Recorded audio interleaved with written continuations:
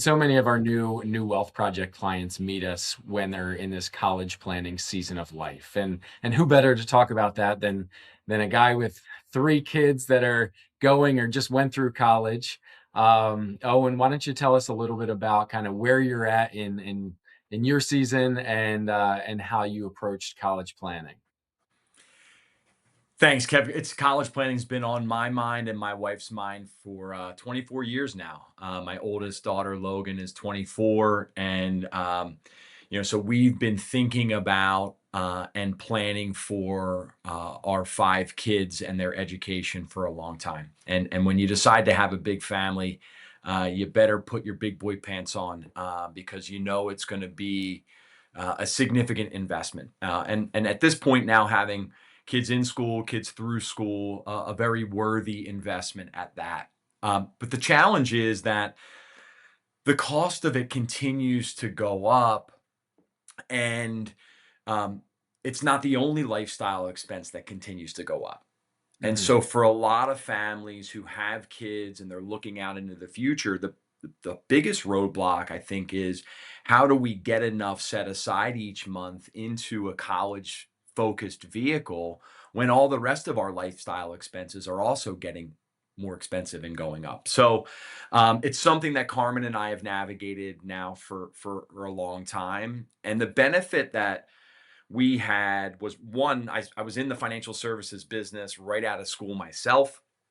I understood the power of compounding. I understood that getting started early was going to make a big difference. And that's really kind of the number one item you would say. It's like there's never a bad time to do the right thing. And today's the Mhm. day, if you haven't started, to get started, right? Because if your kid's 5, get started. If your kid's 15, get started. It doesn't matter if there's an aspiration to go to school, you have to have an active savings program, even if it's a small start.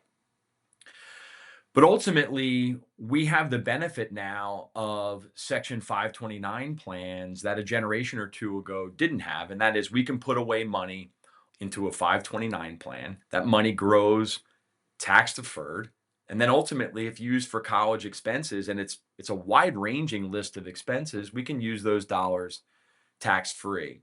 And so I didn't do anything fancy, Kev. I didn't do anything special or out of the ordinary beyond really a systematic, disciplined approach to saving. And as my kids got a little bit older, I would make some tweaks in management to the allocation to make sure that I didn't have a lot of risky stuff as they got closer to getting to school. But also ultimately, it's start early, saved often, and then be deliberate about your allocation, especially when the kids are getting close to enrolling. I'm curious how you went about the selection process and how you and Carm even like in advance thought about, hey, how much are we willing to pay for college versus give our kids some skin in the game, and knowing that a Villanova is close to $100,000 a year, a Penn State in-state is, maybe 40, and then Westchester might be closer to 20. Um, how have you gone about kind of some of the selection process and bringing your kids into that conversation proactively? It's a great question, and it's not easy to answer. Most Mhm. families, I would say, in my experience, because we've struggled with it, is you want everything for your kids, right? You want them to Mhm. have the world. You want them to be able to pick and choose, maybe where they go. But ultimately, it is a math problem. It's an affordability conversation.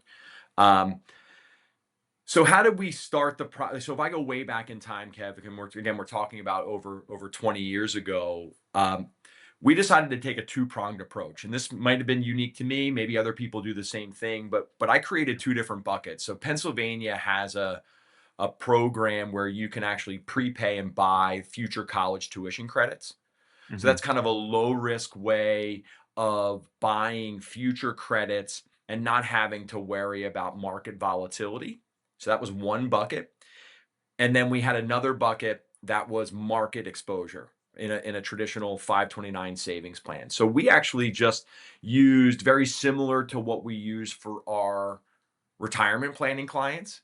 is a multi-pronged approach where we had kind of a safe prepaid program combined with a market risk growth program, and it worked really well for us. Mhm. And so how did we meet? Like, what did we do when we said, okay, we're going to start this? How much goes in? Again, back then it was whatever was available.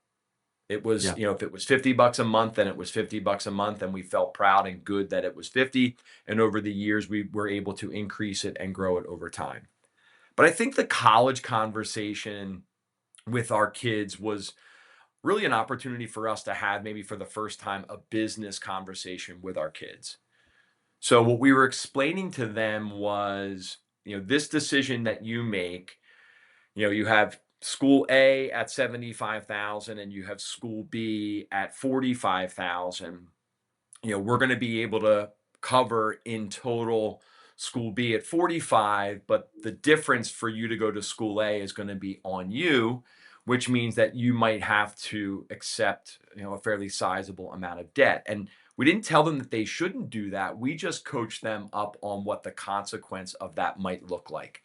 Mhm. Add it up, add the interest, show them the math so that they understood the decision that they were making. So it wasn't, hey, I want Villanova at all cost. It was, hey, here's, Villanova versus whatever, Westchester, and the difference between them. And then we allowed them to, with our guidance, make what we thought was the best business decision for themselves. So that was a really neat process for us to go through. And I think for them, some light bulbs went off about, this isn't just about, who has the coolest mascot, who has the big football team, who, where's the best Greek life. It was way more about, okay, when all is said and done and my college experience is over, do I want to be off in the world, maybe scot free and without any debt, or am I prepared to accept, tens, if not hundreds of thousands of dollars of debt? So that was a really important conversation and a very valuable one that we had with the kids. One of the things as a lot of our clients are deciding, okay, they're looking at Syracuse out of state or Penn State in state, and they're coming up on that final decision and talking their kids through the potential cost and what they can contribute, what the kid may have to or the student may have to cover, and what that debt may be.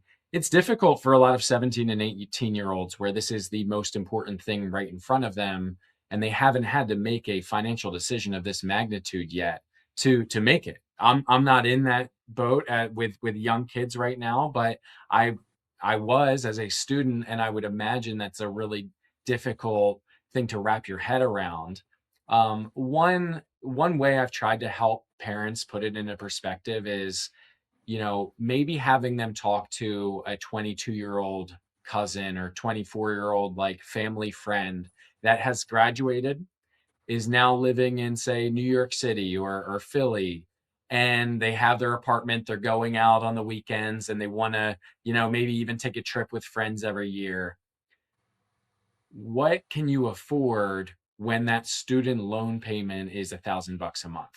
What type of apartment are you going to have to compromise? How long might you have to live at home for a little bit versus getting a roommate with or getting an apartment with your best friends? When you put that next goal, that next really important priority into perspective as far as what that might mean from a lifestyle standpoint in your 20s, not to mention what that could mean for buying your first house or for getting married and having a wedding and getting started. That tends to resonate a little bit more, is just what type of apartment can I live in after college, and what would that student loan payment eat into. And I've seen a lot of students choose potentially the less expensive school with the lower debt amount once that conversation's had, and they're making that decision excited about that school with clarity and also with a little bit of pride and confidence that, hey, we've made a thoughtful decision at this point and with all the facts on the table in front of us.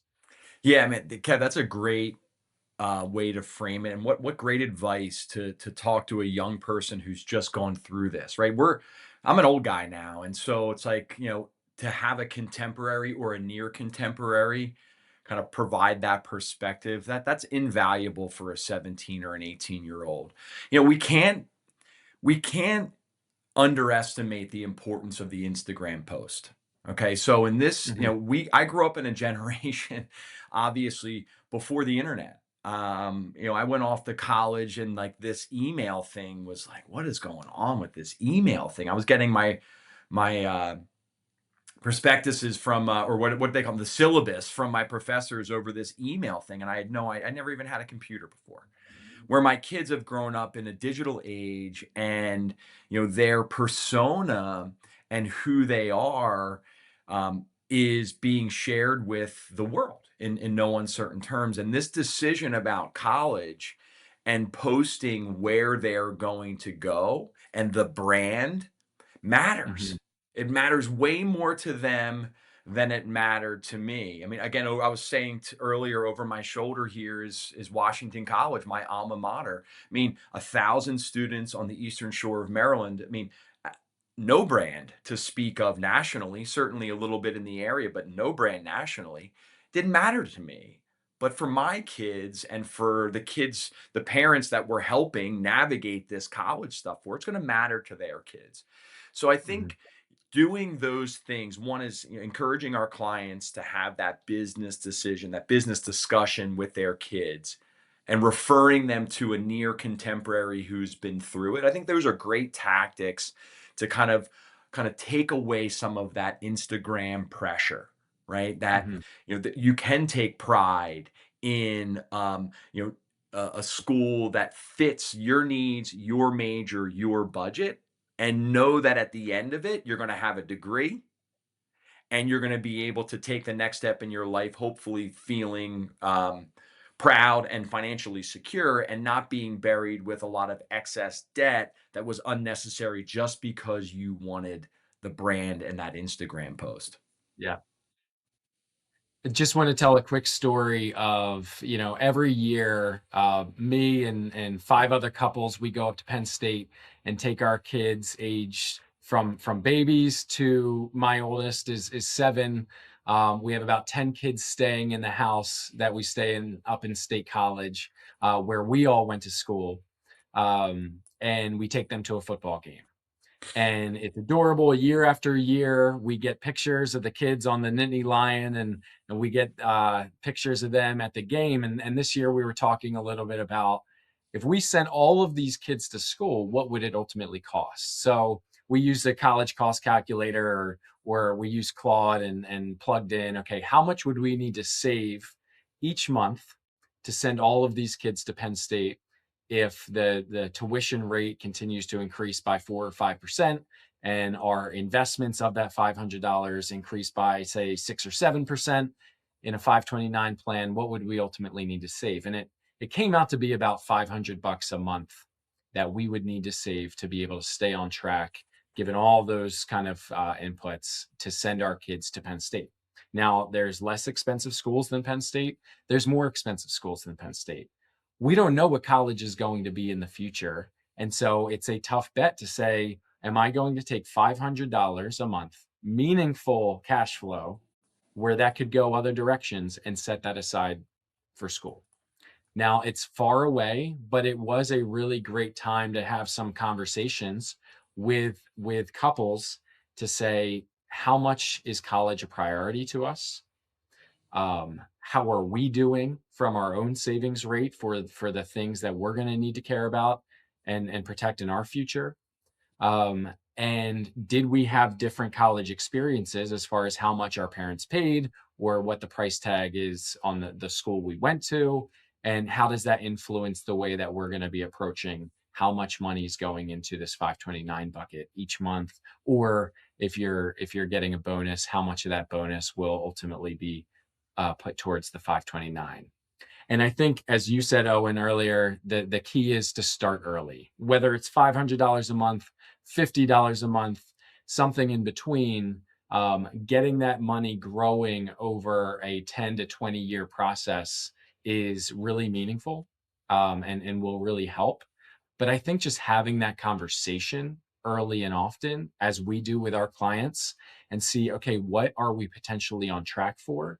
And should we be a little bit more proactive with this next big commission check and put some more of it towards the 529 for your fifth grader? That's where I feel like we really help with the New Wealth Project, is getting people to start early, getting people to have these conversations early, and then ultimately as they get into their high school years, really starting to prioritize, where do we stand, our long-term future towards retirement, what cash flow flexibility do we have right now, and should any extra savings be going towards this college specific account, or should it be going towards our life, giving us some flexibility to be able to navigate the payments later on? And are we willing to pay for a school like Villanova, or are we going to set some type of guardrail to say this is what we can contribute, and have that conversation like you had with your kids? This is what you would be on the hook for. Here's an informed decision that you can make as far as where you want to go to school. Yeah, I mean, if you ask my son Keller, who just graduated from St. Joe's, if he's happy that he just graduated with no debt, I mean, I think you know what the answer is going to be. But that's a perfect example of a school where high achieving high school students are rewarded with merit based aid, right? So if there's schools that are hyper competitive, and it doesn't matter if your kid's a National Honor Society student and is a 4.0, they're not going to help from a financial perspective Hmm. unless it's needs based. Okay. Hmm. But if you're a successful high earning couple, you're probably not going to qualify for meaningful need based aid. So then you start to think about, okay, where are schools that are trying to attract high achieving high school students? And Hmm. St. Joe's is a school that offered my son a wonderful opportunity. It's a huge Hmm. academic scholarship. My daughter Finley is currently a student athlete at Iona University in New York. Same exact story, a thriving and growing university that is trying to attract high achieving high school students and made the economics work. And those, my two kids who are currently in school, or those two kids in particular, made that call. And it was a great call. Um, I did want to add one more element because Kev, as you're describing kind of that young couple and they're trying to balance how much goes into the college savings, how much do we set aside maybe for our life, et cetera. Hmm. Like what do we prioritize? One of the things I've talked with clients for many years about is the fact that you can borrow to help finance for college. Hmm. It's much harder to borrow to finance your retirement. Okay, so what we don't want to see is a couple compromising their future, right? They're like totally derailing their financial plan and their ability to have financial freedom to, their kid doesn't graduate with any college debt, something to that effect. And so part of our counseling and our coaching approach is to help them see that bigger picture and create that balance between, okay, we want to set our kids up the best we can at the right school at the right price, but we also can't compromise ourselves and our future while doing that. That's a hard balance to strike. But again, as we sit back, an objective third party, we can help offer that perspective that they may not have themselves. And I would say that perspective is one of the most valuable things that we do with New Wealth Project clients, is helping them make those informed decisions early on, but also through that college selection process that really, really defines their success later down the road. Yeah, and Kev, we serve retirement planning and retirement clients who have built substantial nest eggs, Hmm. and their kids and their grandkids stand to benefit as the heirs of those estates. And part of our ongoing dialogue with those families is maybe there's an opportunity to help today. Maybe Hmm. there's an opportunity to help either set up the college account, fund the one that already exists, take on some of the payments directly to the institution. But this becomes for successful families a multi-generational conversation. And it's one where our retirement planning clients are connecting us with their kids who are trying to figure out what to do with their grandkids, et cetera. And so this has become a broader planning conversation for all the reasons we just described. It's expensive, it's complicated, there's multiple funding vehicles, and it's not getting easier, it's probably getting harder. And so, whether you're the couple trying to save for your kids or you're the grandparent who'd like to step in and help, having a partner who can help you look at it from a different perspective, and certainly in my case, been through it and I'm in it. There's a lot of value that can be created there. I mean, oh, and you have 5 kids. Um, all with a so 5 kids. The oldest is 24, the youngest is still in high school. She's gonna be looking at school soon. Um, but one of the things that I find a lot of younger couples with younger kids, say is like, "We don't know what college is gonna look like in the future. We don't know if our kid's gonna get a scholarship." We're a little bit hesitant to put money towards a 529 plan thinking that there's more restrictions than there are. If it's not going to be able to be used for college, we don't want to be penalized by that.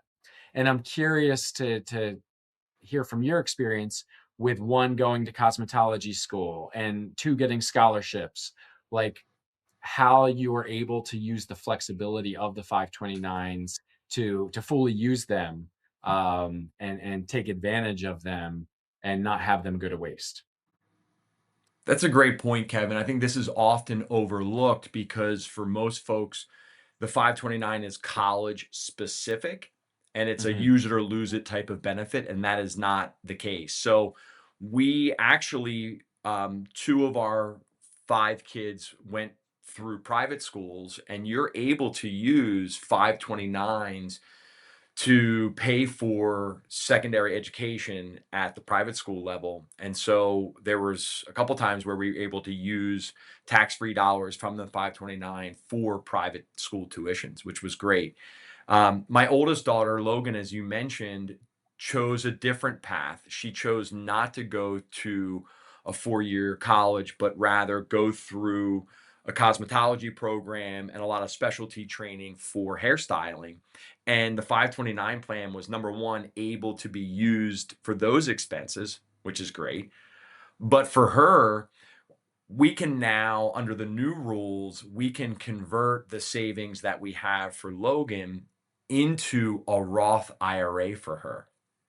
So at 24 now, she has, because of college savings, she has a tax-free retirement account that will compound for the rest of her working life and be a meaningful part of her nest egg. Not because I knew that that was going to be available, but because the flexibility of the 529s has increased over the years.